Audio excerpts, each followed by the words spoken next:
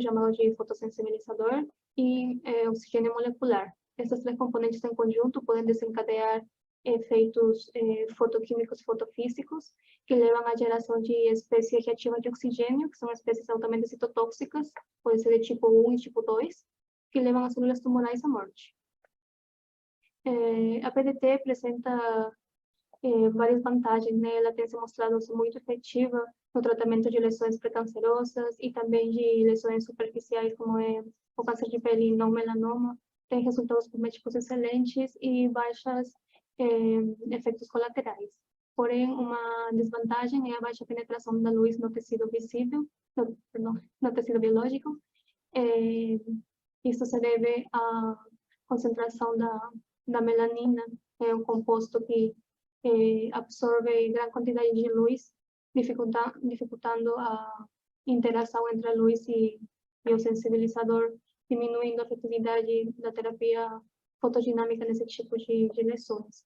Para contornar essa desvantagem, tem sido estudados o uso de fibras ópticas, que são aplicadas na pele intersticial, né? Porém, essa é uma técnica um pouco mais invasiva. Tem estudado também técnicas clareadores ópticas de tecido, né? Com o uso de agentes clareadores. E também está sendo estudada a combinação da terapia fotodinâmica com outras terapias alternativas, sendo um exemplo dela a terapia sonodinâmica, né? E esse é o caso que eu vou apresentar agora. A terapia sonodinâmica, ela é uma técnica anticâncer alternativa que também está baseada na interação de três componentes. A primeira dela é o ultrassom terapêutico de baixa intensidade, que é a diferença da luz. Ela tem uma excelente penetração no tecido biológico, conseguindo induzir um dano nas células tumorais que se encontram em camadas mais profundas da pele.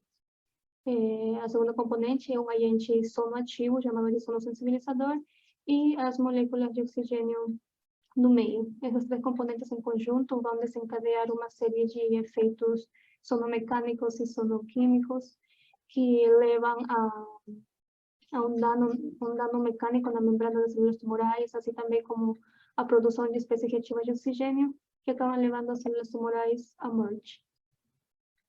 Bom, quando o ultrassom terapêutico ele é irradiado sobre um fluido, ele vai gerar picos alternados de alta pressão e baixa pressão, que também podem ser chamados de fases de compressão e rarefação. Durante a fase de rarefação, se a pressão negativa é o suficientemente grande, pode gerar, pode induzir pode chegar a exceder a distância crítica entre as moléculas de um fluido, fazendo com que o fluido se quebre, originando espaços vazios que levam à formação de microbolhas. Esse fenômeno é chamado de cavitação acústica, o qual pode ser de dois tipos: cavitação estável e cavitação inercial. A cavitação estável envolve a formação das microbolhas, e elas vão oscilando de maneira contínua, se comprimindo e se expandindo ao longo de vários ciclos acústicos, e elas podem gerar efeitos sonomecânicos. Já a cavitação inercial, ela envolve a nucleação, o crescimento dessas microbolhas e a implosão forte delas, uma vez que elas atingem um raio crítico, onde elas não podem mais se sustentar, e acabam implodindo e gerando efeitos fortes sonomecânicos e efeitos sonoquímicos, né? Apesar que os mecanismos de ação por trás da terapia sonodinâmica não estão completamente entendidos, existem na literatura 3 mecanismos de ação que foram propostos para explicar esses efeitos sonodinâmicos, sendo o primeiro, todos eles estão baseados principalmente nos efeitos gerados pela cavitação inercial. O primeiro mecanismo está baseado nas forças mecânicas de microjatos e ondas de choque que vão interagir com a membrana nas células tumorais previamente sensibilizadas, gerando um dano na membrana celular e necrose. O mecanismo 2 está baseado no efeito de sonoluminescência. Esse fenômeno envolve a geração de luz a partir dessa implosão da cavitação inercial, e esse feixe de luz vai interagir com o sensibilizador, que mediante um mecanismo de PDT vai acabar gerando espécies reativas de oxigênio. O terceiro mecanismo envolve os pontos quentes, que são pontos focados de alta temperatura e pressão, que interagindo com moléculas de água do meio e as moléculas do sensibilizador, vai gerar espécies reativas de oxigênio também, as quais vão degradar as células tumorais. Bom, é assim que, conhecendo os benefícios tanto do ultrassom quanto da luz, a gente decidiu estudar essa terapia sonofotodinâmica, né, a terapia que vai combinar o ultrassom e a luz, para ser estudada e ser utilizada no tratamento do melanoma cutâneo, né, com o objetivo também de melhorar a eficiência da PDT em caso de tumores pigmentados e profundos. Então, o objetivo geral assim, da tese é estudar os mecanismos de ação por trás da terapia sonofotodinâmica, né, por trás dessa terapia combinada, assim como de propor um protocolo efetivo da terapia sonofotodinâmica que use sensibilizadores orgânicos e que tenha um alto potencial de translação clínica. Então, para atingir esse objetivo, foi proposta uma rota de pesquisa, sendo essas daqui as 4 primeiras partes dela, né, que eu vou apresentar agora. A primeira parte envolveu uma revisão da literatura, com o objetivo de destacar sensibilizadores, parâmetros de ultrassom e de luz, assim como o setup experimental que tem sido utilizados na aplicação do tratamento sonofotodinâmico no tratamento do melanoma anteriormente. Então, eu comecei a revisão literária, primeiro procurando artigos que aplicassem a terapia sonodinâmica, né, primeira terapia que utiliza o ultrassom só, e tem um monte de artigos, né, tem vários artigos que aplicam a terapia sonodinâmica como tratamento anticâncer de maneira individual, sendo conjugadas com uma segunda terapia alternativa ou até uma terceira. Porém, após de fazer um filtro e ficando apenas com os artigos que aplicassem a terapia sonodinâmica de maneira individual sobre o melanoma cutâneo, eu fiquei com 11 artigos, os quais organizei numa tabela. Nessa tabela eu destaquei os parâmetros de ultrassom, o sensibilizador, as células, o modelo Linol que foi aplicado, que foi utilizado. E podemos observar que a frequência do ultrassom que foi utilizado foi de 1 MHz, na maioria dos casos, né, em torno de 1 MHz, e a intensidade de ultrassom variou entre 1 e 3,5 watts por centímetro quadrado.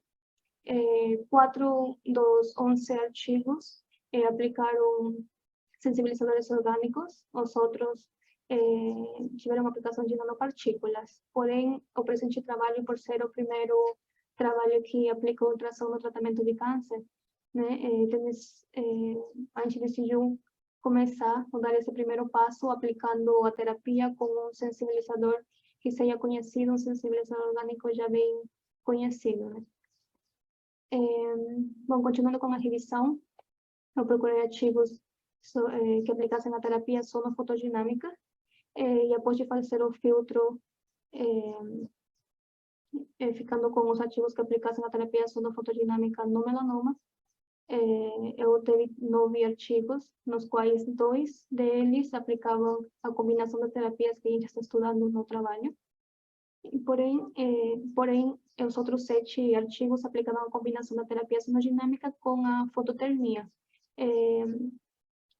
Apesar disso, eu decidi realizar a revisão mesmo assim para analisar os sensibilizadores que tinham sido utilizados e os parâmetros de ultrassom também.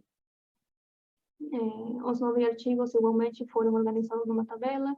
Podemos observar que a frequência de ultrassom utilizada em todos os casos foi em torno de 1 MHz. E a intensidade de ultrassom foi de 1 watt por centímetro quadrado. Porém, 8 dos 9 artigos aplicavam nanopartículas.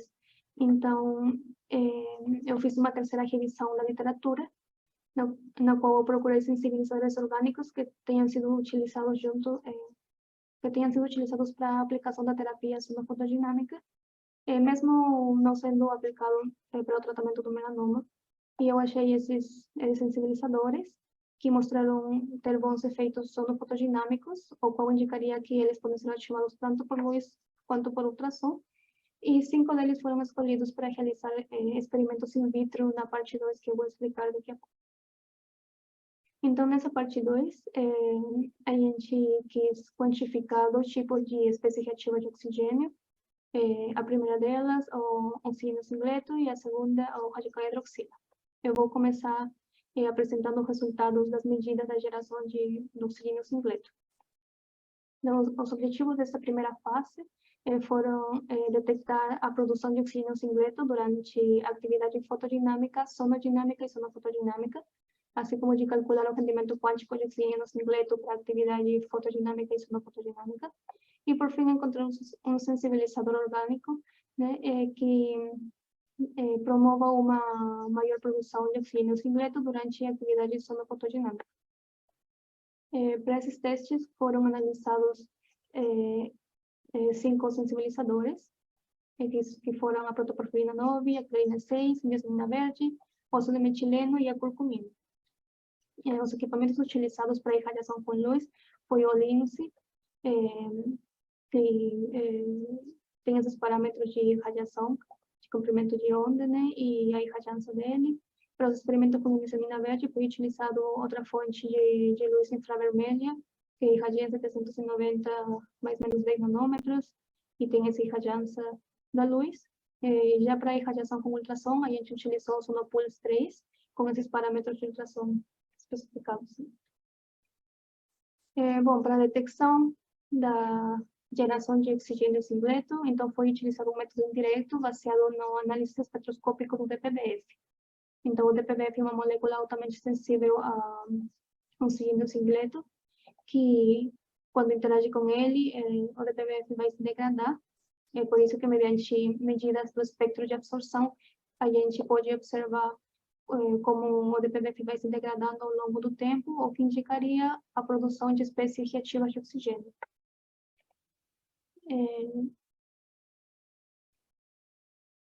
Bom, para as medidas para fazer a quantificação da geração de oxigênio singleto, mediante a atividade fotodinâmica, foi realizado o cálculo do rendimento quântico do oxigênio singleto,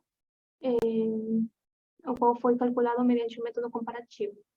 Esse método está baseado no uso de uma molécula estándar, cujo rendimento quântico já é conhecido na literatura, e esse valor está relacionado à razão entre a constante de decaimento do DPBF, né, gerado por luz, e a intensidade de luz absorvida da molécula estándar. Esse mesmo cálculo, essa mesma razão entre a constante de decaimento do DPBF e a intensidade de luz absorvida vai ser realizado para a molécula que está sendo estudada, e as duas equações são relacionadas para finalmente calcular o rendimento quântico da molécula em estudo. Para a atividade sonodinâmica, essa quantificação da geração de oxigênio singleto foi realizada mediante o cálculo da constante de decaimento do DPBF induzido pela irradiação com ultrassom. E a atividade sonofotodinâmica, para essa atividade foi calculado o rendimento quântico também, o qual foi calculado mediante a seguinte equação, que vai relacionar as taxas de decaimento calculadas em ambos os casos com os rendimentos quânticos já calculados para ambas as atividades, foto e sonofotodinâmica. Como mencionei anteriormente, um parâmetro que é utilizado para o cálculo do rendimento quântico é a intensidade de absorção de luz das moléculas em estudo, para o qual foi realizada a seguinte integral, utilizando os espectros de absorção de cada molécula e a irradiância espectral da fonte de luz que foi utilizada para irradiar cada uma delas. O cálculo da constante de decaimento do DPBF foi realizada tendo em conta reações de primeira ordem. Bom, a metodologia explicada anteriormente se baseou em 2 artigos de um grupo turco que, até o momento, desde 2021 até o presente ano, vem publicando, em total, 13 artigos, nos quais eles realizam a quantificação da produção de oxigênio singleto mediante o cálculo desse rendimento quântico, mediante o método comparativo, mas utilizando sensibilizadores que são compostos de phtalacianinas e o ultrassom que eles aplicam tem uma frequência de 35 kHz. Então, até o momento não tem sido publicado trabalhos que apliquem que façam a quantificação do oxigênio singleto mediante as probes químicas, utilizando o ultrassom de 1 MHz e utilizando sensibilizadores orgânicos já conhecidos, né? Sendo esse o principal diferencial desse trabalho. O setup experimental que foi utilizado para a irradiação com o LINSI, né, está mostrado na imagem da esquerda. Tem aqui o transdutor de ultrassom, aqui vem o LINSI, e sobre o ultrassom a gente posicionou a cubeta, na qual vai 2 ml de solução. Né? Nessa figura da direita se mostra o setup experimental para os experimentos com indicamina verde. Essa é a fonte de luz infravermelha.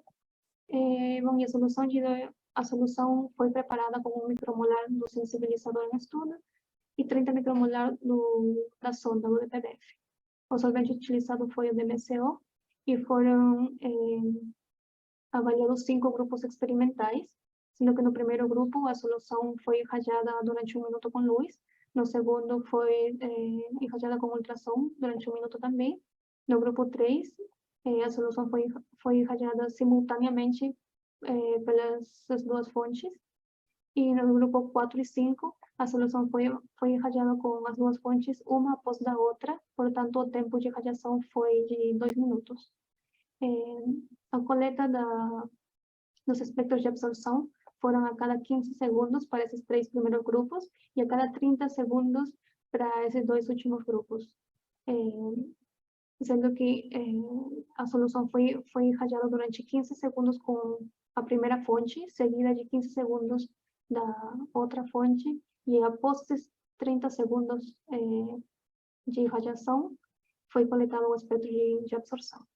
Então, tendo em conta isso, foram coletados em total, para os 5 grupos experimentais, foram coletados 5 espectros de absorção ao longo do tempo de irradiação. Então, bom, eu vou apresentar os resultados dessa primeira parte. Então, nesse slide eu mostro o resultado do bleaching gerado no DPBF, em ausência do sensibilizador. A gente quis avaliar a interação do DPBF com as fontes de excitação que correspondem a cada grupo experimental. A gente pode observar que o DPBF, nesses espectros de absorção, a gente pode observar que a absorvância ao longo do tempo de iluminação, por exemplo, ela não varia, né? Isso pode ser observado mais facilmente nessa tabela aqui, onde temos os 5 pontos de absorvância coletados ao longo do tempo de radiação. Então, para o grupo de luz, a concentração do DPBF ela não varia significativamente ao longo do tempo de iluminação, porém, para os outros grupos que envolvem a irradiação com ultrassom, ele já apresenta um decaimento da concentração do DPBF. Isso indicaria que a luz por si só, ela não consegue gerar radicais ele não consegue gerar espécies de oxigênio singleto por si só. Porém, mediante uma irradiação mediante esses outros grupos que envolvem a irradiação de ultrassom,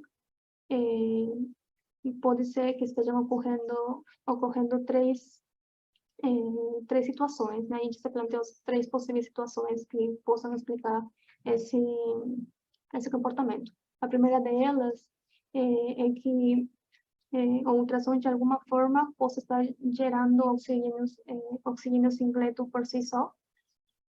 Porém, essa hipótese foi descartada, já que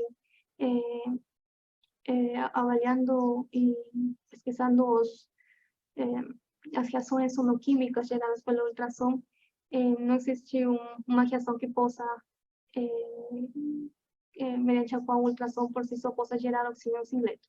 Ele pode gerar, em presença da água, pode gerar outras espécies como radicais hidroxila, porém não é o caso do oxigênio singleto. Então, essa primeira hipótese foi descartada. A segunda hipótese foi o que eu acabei de mencionar, a possível geração de radicais hidroxila pela possível presença de moléculas de água na solução. Isto, a gente teve essa hipótese, já que os experimentos foram realizados em aberto, e o DMSO é um solvente que tem propriedades hidrofílicas, portanto, poderia ter absorvido algumas moléculas de água, quais interagindo com o ultrassom, levariam à geração de radicais hidroxila que possam estar degradando na PBF. Né? E a terceira hipótese é que possa estar ocorrendo alguma interação direta entre o ultrassom e o DPBF, né? De tal forma que o ultrassom possa estar degradando as moléculas do DPBF por pirólise. Então, como podem ver, desde esse momento já o panorama está um pouco, né, um pouco não confuso, né? Porém, a gente decidiu continuar e tendo em mente realizar uma subtração desses efeitos observados em ausência do sensibilizador. Então, nessa parte eu já estou mostrando os espectros de absorção para os experimentos que foram realizados com a clorina 6. Esses espectros foram coletados igualmente para as outras moléculas, né? Por conta do espaço, eu decidi colocar apenas desse grupo.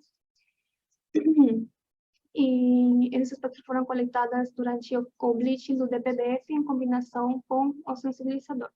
Nesse caso, o clorina 6. E a gente pode observar que, por exemplo, para o caso do grupo experimental de luz,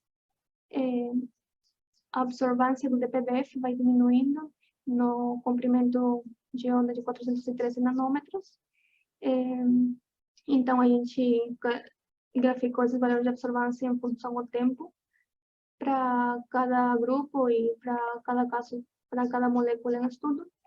E mediante esse gráfico do logaritmo natural em função do tempo, a gente tem aqui os 5 pontos coletados ao longo do tempo de radiação. E tendo em conta uma reação de primeira ordem, a gente fez o fit linear, mediante o qual foram calculadas as constantes de decaimento do DPBF para cada caso. Como podem observar, não foram realizados os grupos experimentais com luz para a curcumina, já que tanto a curcumina quanto o DPBF eles apresentam uma banda de absorção em 400 em torno de 400 nanômetros, né? Vamos esquecer depois. Perdão. Bom, eles apresentam uma banda de absorção em torno de 400 nanômetros. Portanto, quando a solução é irradiada com a luz azul, que é na banda onde a curcumina absorve, o DPBF é degradado muito rápido. Então, essa quantificação era muito difícil de ser realizada com essa molécula. Então, apenas foi realizado o grupo de ultrassom, o análise com ultrassom para a curcumina. Então, nessa tabela, eu mostro os valores das constantes de decaimento calculados para cada caso, sendo que nessa primeira fila se encontram os valores das constantes de decaimento em ausência do sensibilizador, né? E esses outros valores, para uma melhor análise, estão mostrados nessa gráfica de barras. Podemos observar que a protoporfirina 9 e a clorina 6 tiveram valores da constante de decaimento significativamente diferentes no grupo combinado em comparação ao grupo só luz ou só ultrassom. Porém, no grupo onde foi avaliado o ácido metileno, não foi observada uma diferença estatística entre os grupos combinados e grupos só luz. Tá? E aí, analisando apenas o grupo de ultrassom, a gente viu que não tem uma diferença estatística entre as constantes de decaimento calculadas para cada molécula em comparação do grupo só DPBF.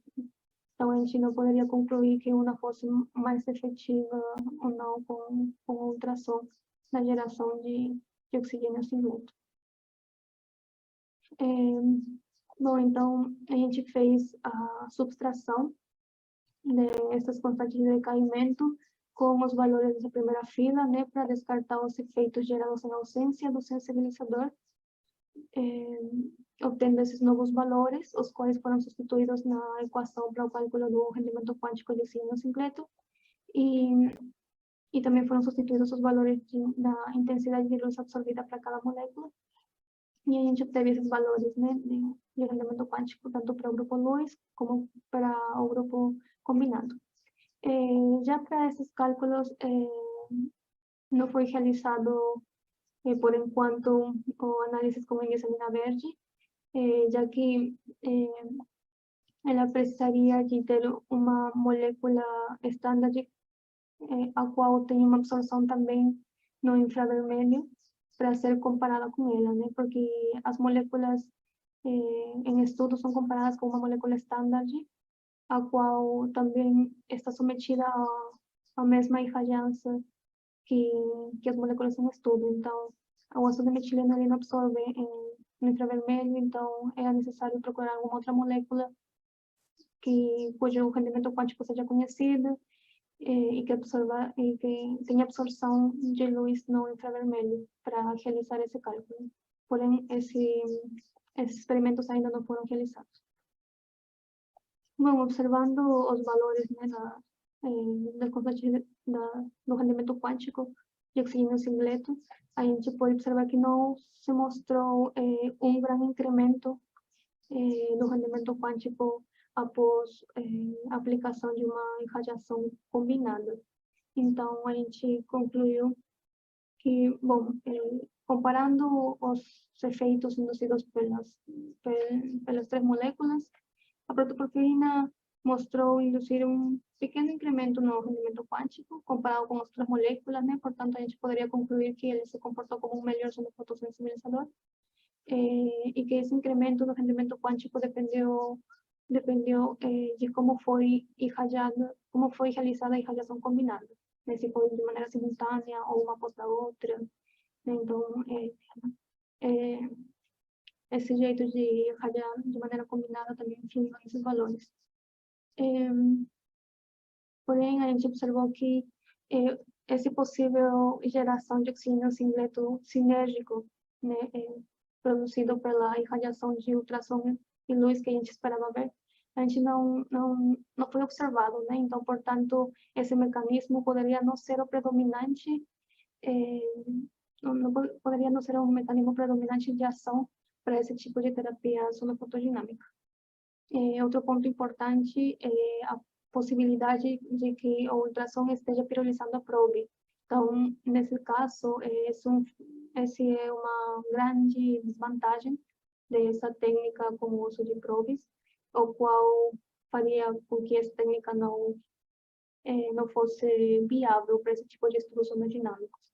É por isso que a gente vai realizar essa mesma quantificação, mas aplicando outra metodologia, nesse caso a espectroscopia de EPR, a qual tem se mostrado recentemente na literatura que é uma técnica efetiva para estudos com ultrassom nos parâmetros que a gente está utilizando nesse estudo, né? Então, por isso que a gente vai realizar essas medidas e corroborar ou não, e entender melhor, né, os resultados que a gente obteve, né, até o momento. Bom, na segunda fase, a gente mediu e quantificou a geração de radicais hidroxila.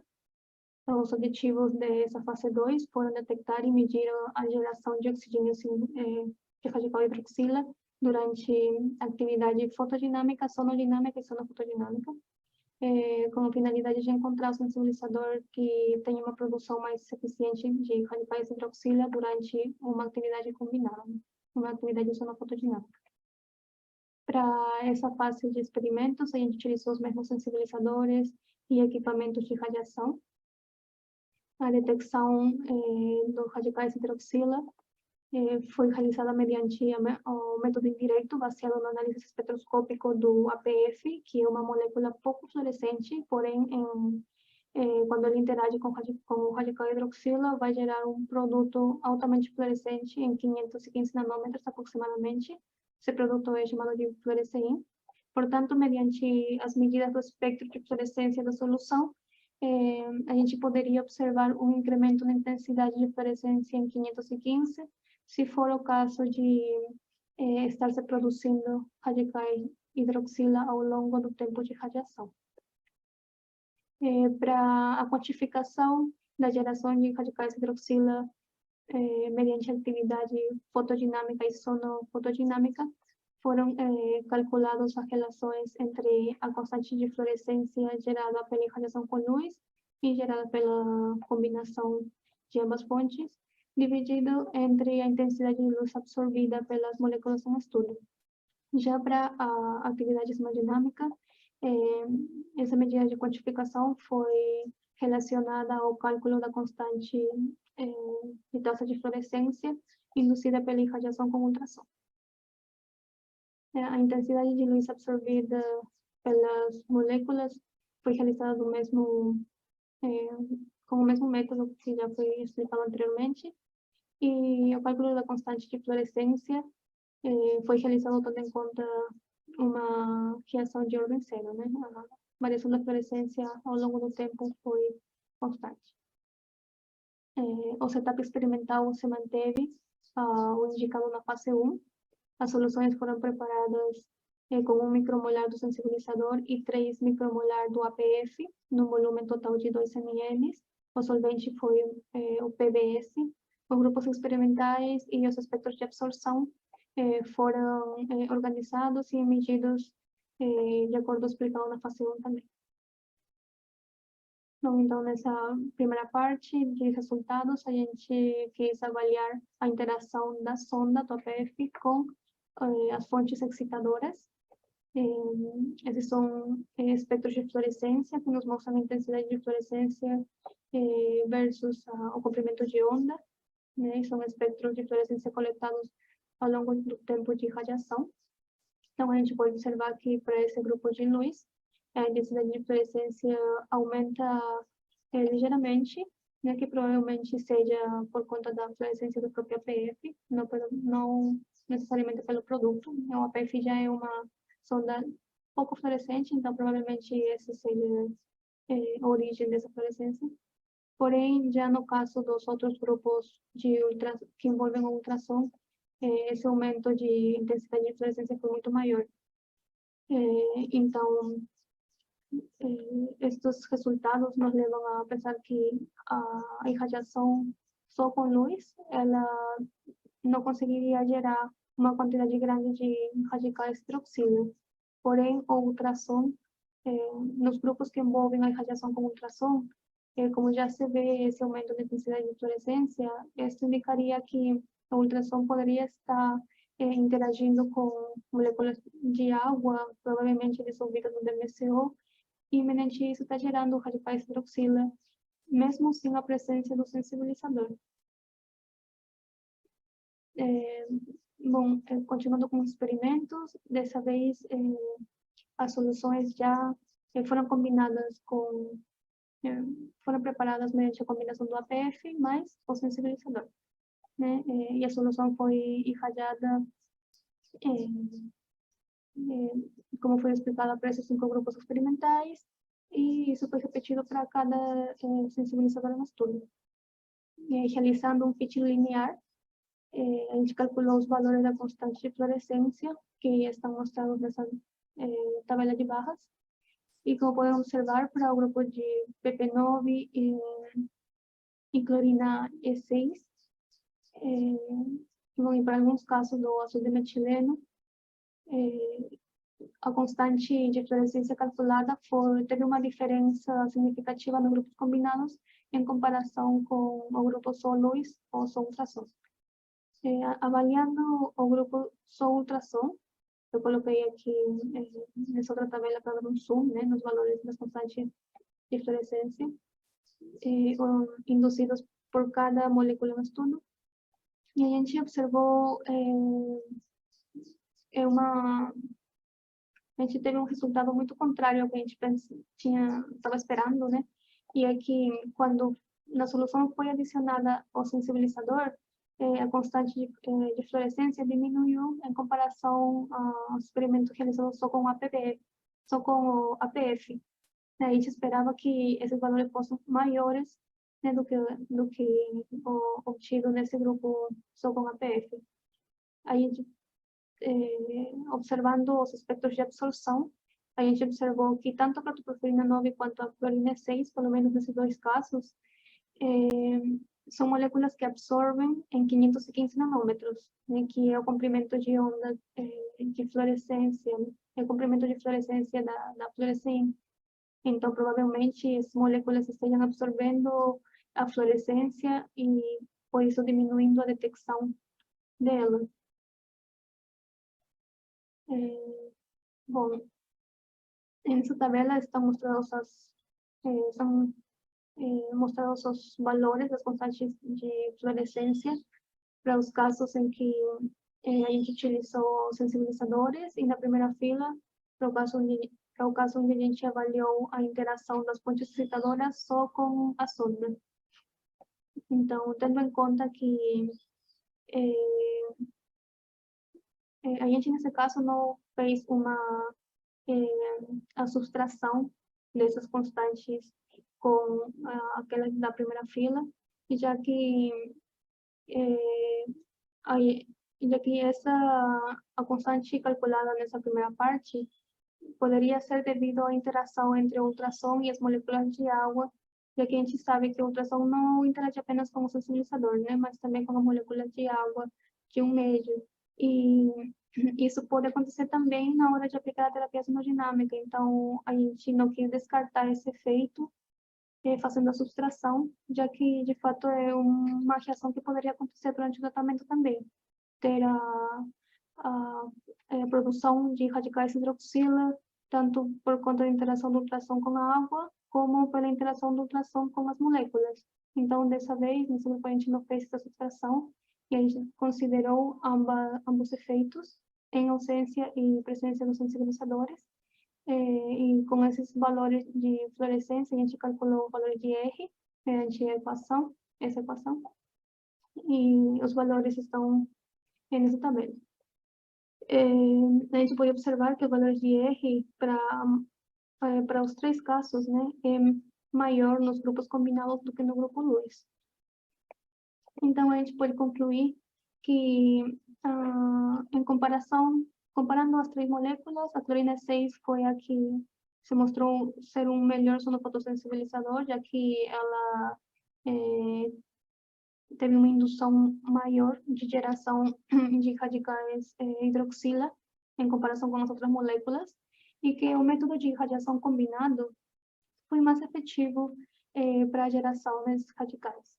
Porém, por existir a possibilidade dessa interação, como mencionei anteriormente, né, da probe com o ultrassom mediante a pirólise, e também tendo em consideração a absorvância em 515 nanômetros que algumas dessas moléculas apresentam, essa técnica de quantificação mediante o uso de sondas químicas, não, se torna um pouco inviável para esse tipo de estudos sonodinâmicos. É por isso que também para esse grupo, para a quantificação de radicais hidroxila, vão ser realizados os experimentos com a espectroscopia de EPR.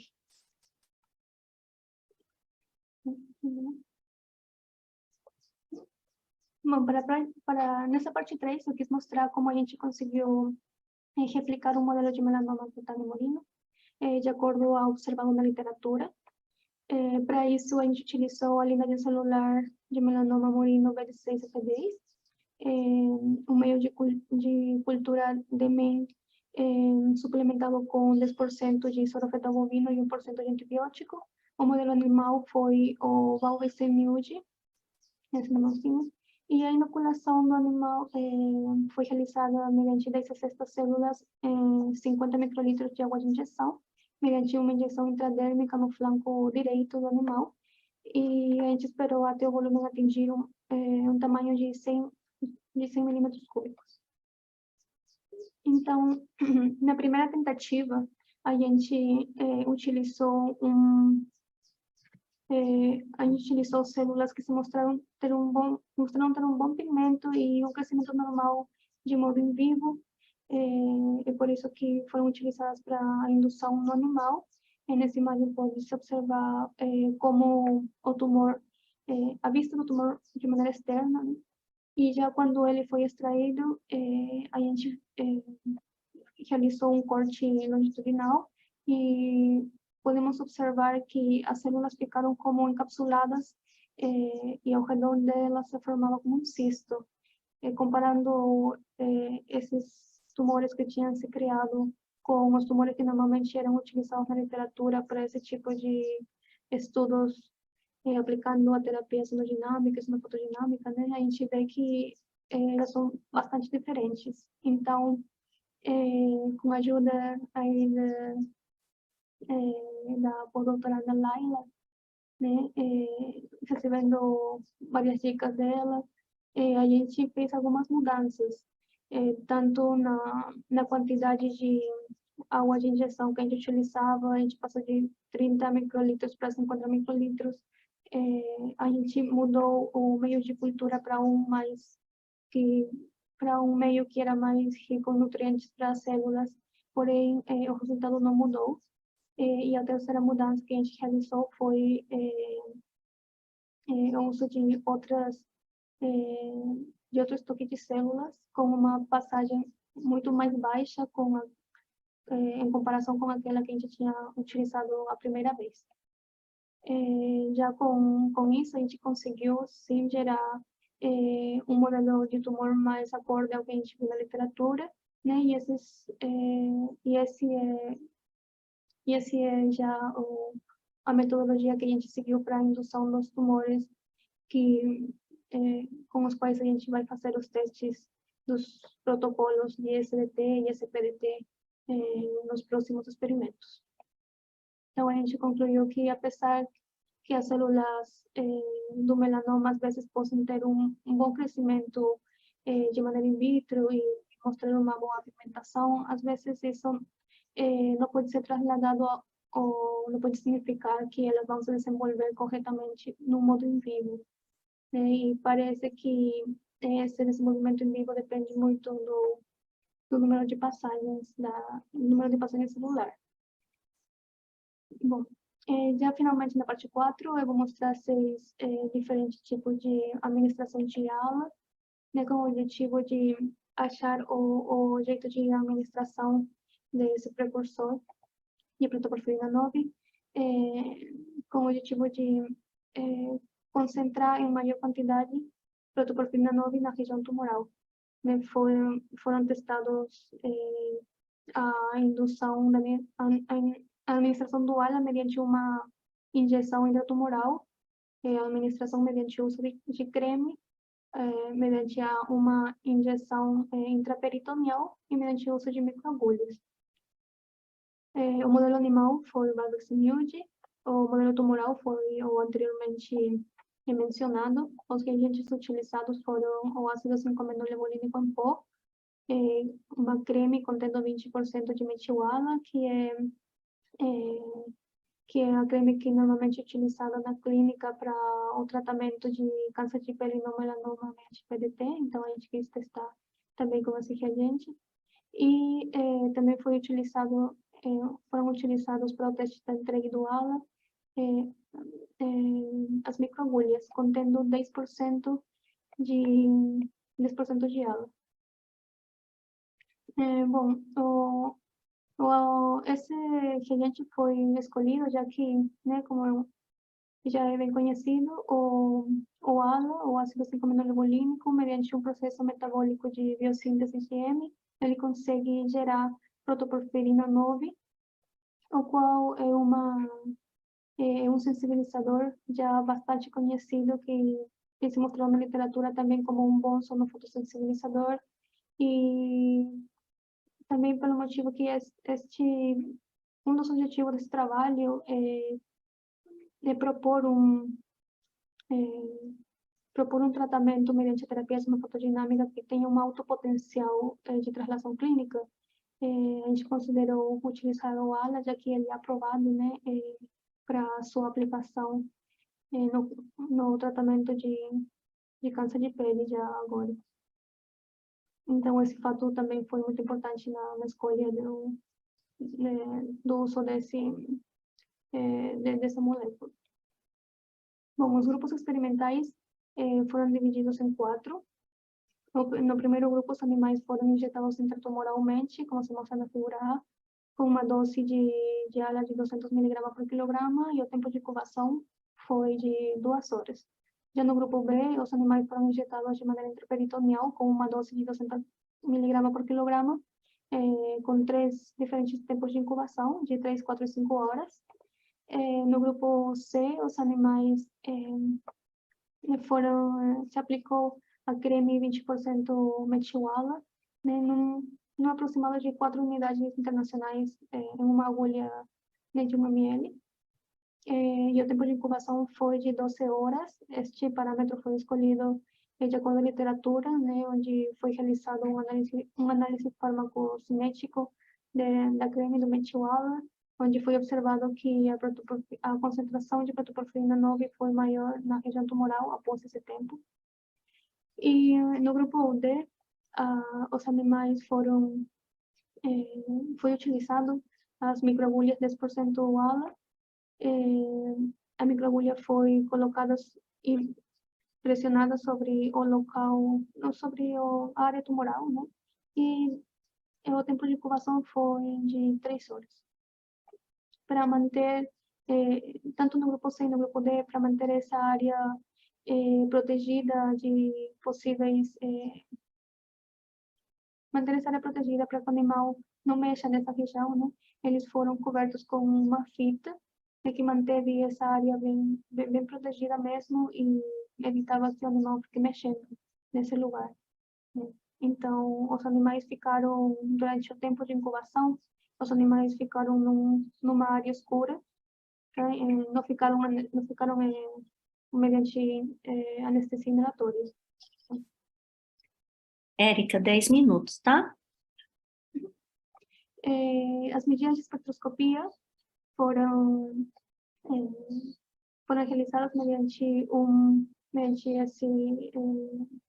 esse sistema que está composto por um laser que emite em 532 nanômetros, né, luz verde, e que emite em 408 nanômetros, luz azul, o qual está acoplado a uma fibra óptica em forma de Y, mediante a qual é irradiada a luz e também é coletada a sinal de fluorescência, que vai ser levado a um espectrofotômetro, e o qual está conectado a um software, né, que vai mostrar os espectros de fluorescência coletados tanto mediante medidas in situ, que no próprio sobre a região tumoral do lado direito e a região sadia do lado esquerdo, né? E também mediante as medidas in vitro, após de realizar uma extração química. Tá? Então, nesse primeiro tipo de medidas, os animais ficaram anestesiados de maneira inalatória durante todo o tempo de coleta de dados. E após isso foi realizado, né, foram coletados os espectros de fluorescência e foi utilizado a luz verde para uma melhor coleta, já que como era no tecido, a gente queria coletar a maior quantidade de sinal de fluorescência. Já nas medidas in vitro, foram extraídos 150 miligramas de pele sadia, que correspondiam ao flanco esquerdo, e foram extraídos também os tumores. Cada um deles, por separado, foram coletados em 1 ml de metanol. As amostras foram homogeneizadas manualmente, mantidas a menos 20 graus centígrados por 24 horas. Após esse tempo, as amostras foram centrifugadas, né, descongeladas, centrifugadas, e a gente pegou o sobrenadante, o qual coletamos, né, numa cubeta acrílica de 1 centímetro de caminho óptico, e após disso foram coletados os espectros de fluorescência. Como pode observar aqui na imagem da direita, esse é um espectro de protoporfirina 9 característico, né, que apresenta uma banda de absorção, onde apresenta um pico de intensidade de fluorescência maior em 635 nanômetros aproximadamente. Bom, a detecção da protoporfirina 9, ela pode ser de três tipos, né? Mediante imagem de fluorescência, medidas in situ ou medidas de fluorescência in vitro após uma extração química de protoporfirina 9. Então, a gente fez umas medidas de imagem de fluorescência. Na primeira imagem, a gente vê a imagem de fluorescência de um animal que não foi que não foi sensibilizado. Já nessas duas imagens, o animal foi sensibilizado e podemos observar que quando o tumor é bem pigmentado, ele não consegue mostrar uma imagem de fluorescência tão eficaz, né? Então, em caso de tumores pigmentados, essa primeira metodologia tem uma baixa efetividade. Então, nesse slide eu mostro os resultados obtidos mediante as medidas de fluorescência in situ. Aqui do lado esquerdo temos os espectros de fluorescência coletados para o grupo intraperitoneal de 4 horas. Eu selecionei esse, né, só para mostrar um exemplo do que acontecia.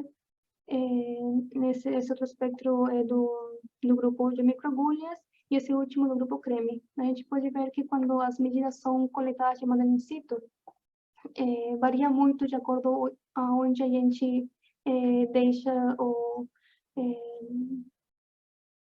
a ponteira que vai coletar, né, a fluorescência. Então, de acordo onde ela vai colocando a ponteira, vai coletando mais fluorescência ou menos fluorescência, né? Por exemplo, num tumor que fosse assim desse tipo, a gente coletava maior fluorescência nas bordas e menor fluorescência no meio. Mas provavelmente essa fluorescência das bordas é devido a pequenas camadas de pele, né, que ficam aí sobre o tumor. Então, esse tipo também de análise às vezes não é tão preciso.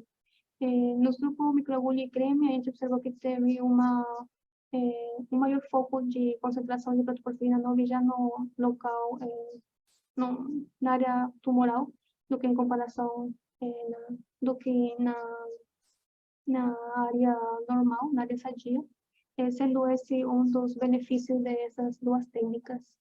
Então, nessa imagem da direita, eu apenas queria mostrar como para cada grupo foram utilizados 4 animais, né? Para cada protocolo experimental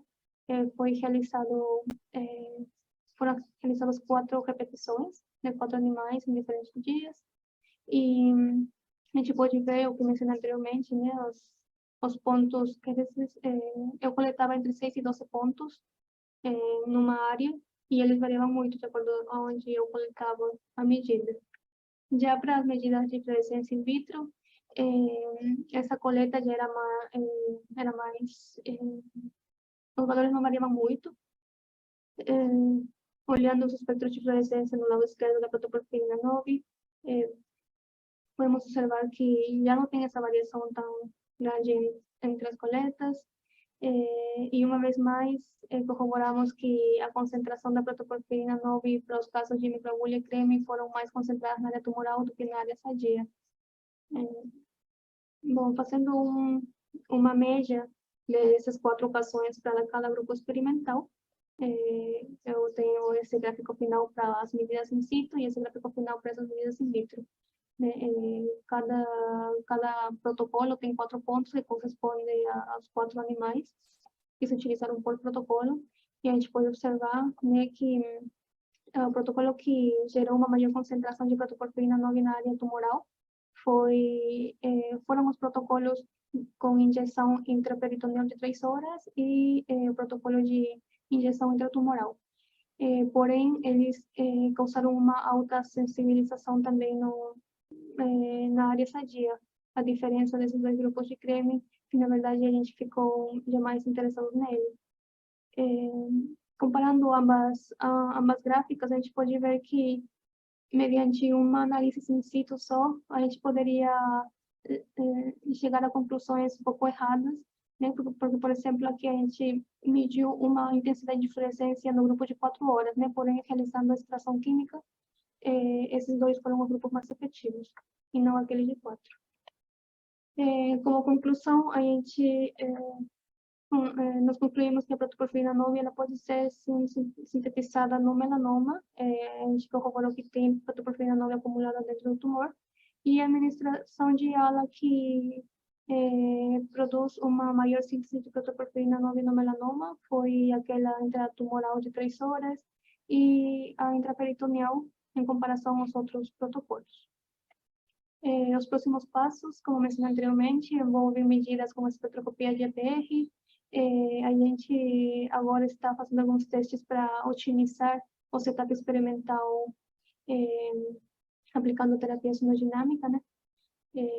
A gente está medindo diferentes alturas, diferentes distâncias entre o transdutor e a área tumoral para tentar focar a intensidade de ultrassom na área que a gente quer atacar, né, na área tumoral. Após isso, vamos conjugar esse protocolo de SDT com PDT, né, e finalmente a gente vai analisar os resultados obtidos até esse momento, né, e dar as conclusões finais. Bom, eu gostaria de agradecer enormemente a todo o grupo de Sono PDT, que foram de muito ajuda às discussões, a ajuda que eu recebi durante todo esses experimentos até o momento, foram muito importantes para a apresentação desse trabalho. E uma ajuda a todas, e agradecimento especial também a todas as pessoas que me ajudaram também com os experimentos nos diferentes laboratórios, né, tanto de células quanto no biotério. Então, eu recebi uma ajuda de todos eles, um agradecimento também especial para eles. Bom, obrigada. Obrigada, Érica. Você fechou a apresentação aí em 1 hora, certinho. Então, está tudo certo dentro do prazo. Então, agora eu vou convidar a professora Renata Viana Lopes, né, novamente da Faculdade de Ciências Farmacêuticas de Ribeirão Preto, da Universidade de São Paulo. Renata, por favor, você tem aí todo agora